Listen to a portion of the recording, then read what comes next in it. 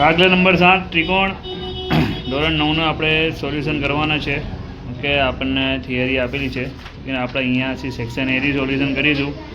એ પ્રશ્ન 1માં આપેલું છે કે નીચે આપેલા બહુ વિકલ્પીય જવાબવાળા પ્રશ્નો માટે વિકલ્પનો ક્રમ લખો. ત્રિકોણ એબીસીમાં એબી બરાબર બીસી, ખૂણો એ બરાબર 70 હોય તો બી બરાબર કેટલા?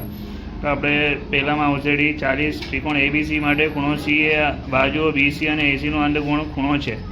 બીજામાં આવશે સી, ખૂણો સી. બે ત્રિકોણની એકરૂપતા માટે નીચેનામાંથી કઈ શરત અશક્ય છે? તો ખૂબ આની. ઓકે, દાખલા નંબર 4માં ત્રિકોણ એબીસી અને ત્રિકોણ પીક્યુઆરમાં એબી બરાબર આરક્યુ, બીસી બરાબર ક્યુપી અને એસી બરાબર આરપી. તો ત્રિકોણ એબીસી બરાબર આરક્યુપી. આમાં બી આવશે 14માં. ત્રિકોણ એબીસી અને ત્રિકોણ પીક્યુઆરની સહસંગતતા એબીસી પીક્યુઆર માટે આનું અનુરૂપ ખૂણો. આમાં આવશે બી, ખૂણો એસી બી. ઓકે, હવે નીચે આપેલું છે કે ખાલી જગ્યાઓ પૂરો. તો 3 પરસ્પર છેદતી રેખાઓની બનતી રેખા આકૃતિને ખાલી જગ્યા કહે છે. મતલબ ત્રિકોણ આવશે એબીસીમાં જો એ બરાબર બી હોય તો ત્રિકોણની બાજુનું સમાન, મતલબ બીસી બરાબર એસી. ત્રિકોણ પીક્યુઆર ડાબીથી ત્રિકોણ વાય એક્સ ઝેડ જો પીક્યુઆર બરાબર 4 સેમી તો ક્યુ આર બરાબર 5 સેમી અને આરપી બરાબર 6 સેમી. તો એક્સ ઝેડ બરાબર 6 સેમી થાય. ત્રિકોણ એબીસી અને ત્રિકોણ એક્સ વાય ઝેડ તો ખૂણો 60 અને બી બરાબર 50 તો ઝેડ બરાબર 70.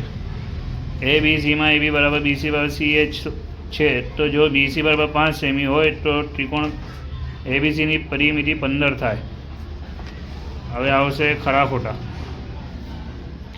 એકરૂપ ત્રિકોણના અનુરૂપ અંગોના સમાન હોય ત્યારે તેને ટૂંકમાં સીસીપીટી લખાય. સાચું.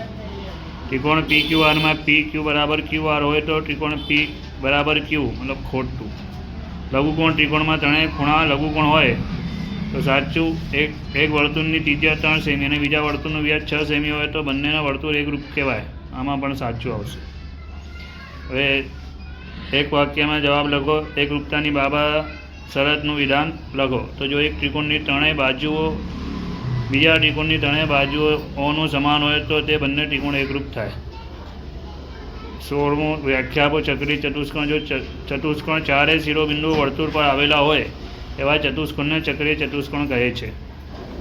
17મું એકરૂપતાની કાકાબા શરતનું વિધાન. જો બે કાટકોણ ત્રિકોણમાં એક ત્રિકોણનું કણ અને એક બાજુ બીજા ત્રિકોણનું કણ અને અનુરૂપ બાજુઓને સમાન હોય તો આ બે ત્રિકોણ એકરૂપ હોય. 18માં એકરૂપતાની બાહુબા શરતનું વિધાન. જો એક ત્રિકોણની બે બાજુઓ અને અંડગોળ ખૂણાઓનું બીજા ત્રિકોણની બે બાજુઓ અંડગોળ ખૂણાના સમાન હોય તો તે બંને ત્રિકોણ એકરૂપ થાય. 19 બે આકૃતિઓ એકરૂપ ક્યારે હોય? તો એકરૂપ આકૃતિઓ એકરૂપ અર્થાત બધી રીતે સમાન અથવા જેમના માપ અને આકાર અને બંને સરખા હોય તેવી આકૃતિઓ સમાન ત્રિજ્યાવાળા બે વર્તુળ, સમાન બાજુઓવાળા બે ચોરસ તથા સમાન બાજુઓવાળા બે સમબાજુ ત્રિકોણ હંમેશા એકરૂપ થાય. ત્રિકોણ એબીસી અને ત્રિકોણ એલ એમ એન એકરૂપ હોય તે સંકેતમાં લખો. તો આ સંકેત આવશે આમાં કે આ તમારું સેક્શન એ પૂરું. સેક્શન બી નીચે આપેલા ટૂંકમાં ગણતરી કરો. આપેલા આકૃતિમાં પી ક્યુ બરાબર ક્યુ એ બંને રેખાંશ ક્યુનું લંબછેદ પી ક્યુ બરાબર ક્યુ સાબિત કરો કે ક્યુ એ આરએસનું મધ્ય બિંદુ છે. 21માં આપેલા આકૃતિમાં પી આર અને પી ક્યુ એ અને ક્યુ એસ અને પી ક્યુ છે. આથી ખૂણો પી આર પી ક્યુ ઓર ઓ ક્યુ એસ બરાબર 90 આપેલ છે કે પી ક્યુ બરાબર ઓ ક્યુ અને પી ઓ બરાબર ઓ ક્યુ. રેખા આર એસ અને પી ક્યુ ઓ બિંદુઓ એકબીજાને કાપે છે. તેમાં દાખલા નંબર 21માંનો આન્સર. ઓકે, હવે આપણે 22માં જોઈશું કે ત્રિકોણ એબીસીમાં એબી જેમ બી જેમ સી જેમ 2:3:5 હોય તો ત્રિકોણ એબીસી બધા ખૂણાઓ છે. આપણી આકૃતિ ધારો કે એ બરાબર ખૂણો એ બરાબર 2x, બી બરાબર 3x અને સી બરાબર 5x. તો ત્રિકોણ એબીસીમાં એ પ્લસ બી પ્લસ સી એક બરાબર 180. આમાં બધાનું પ્લસ કરીશું તો આપણે કેટલું આવશે? 10x. x 10 નીચે જ આવે તો 18 બચ્યા. ઓકે, તો ત્રિકોણ ખૂણો એક્સની જગ્યાએ આપણે શું લખવાનું? 18. તો આપણું આ બધું જવાબ આવશે. જોઈ લો. હવે દાખલા નંબર 23 કરીશું. બતાવો કે સમબાજુ ત્રિકોણના બધા ખૂણાનું માપ 60 હોય. ધારો કે ત્રિકોણ એબીસી એક સમાન સમબાજુ ત્રિકોણ છે અથવા એબી બરાબર બીસી બરાબર સી એ. તો સમબાજુ ત્રિકોણની બધી બાજુ સમાન હોવાથી તે સમબાજુ ત્રિકોણનું પણ છે. આપણે લખવાનું એબી બરાબર બીસી હોવાથી સી બરાબર એ, બીસી બરાબર સી એ હોવાથી એ બરાબર બી.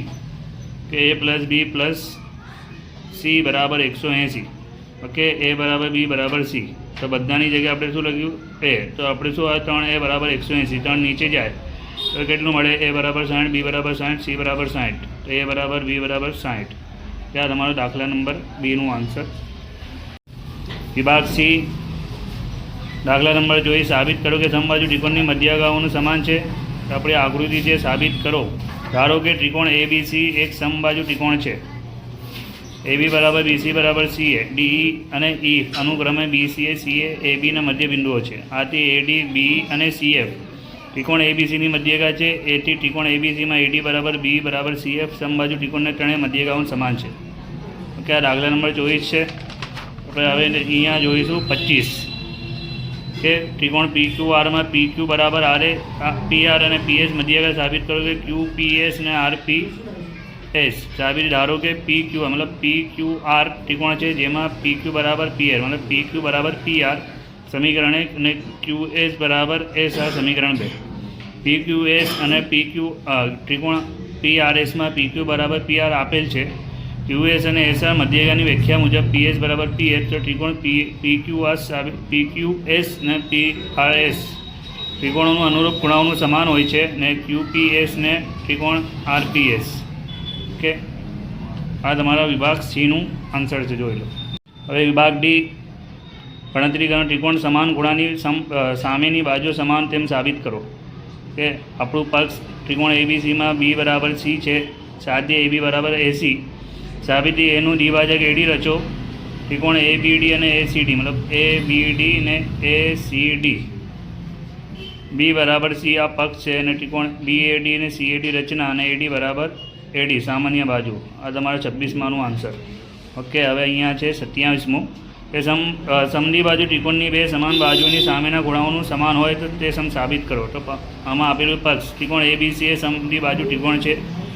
AB બરાબર AC છે. તો સાધ્ય B બરાબર C. સાબિતી ત્રિકોણ એનું દ્વિભાજક AD રચો. તો ત્રિકોણ ABD અને ત્રિકોણ ACD ABD ને ACDમાં AB બરાબર AC, BAD અને CAD આ રચના દ્વારા AD બરાબર AD સામાન્ય બાજુ બાહુબાની શરત મુજબ ત્રિકોણ ABD ને ACD થાય. તમારા પ્રકરણ નંબર 7નું સોલ્યુશન છે. કે વિડીયો પસંદ લાઈક અને સબસ્ક્રાઈબ કરી દેજો. હું પ્રકરણ નંબર 8નું સોલ્યુશન કરીને મૂકીશ.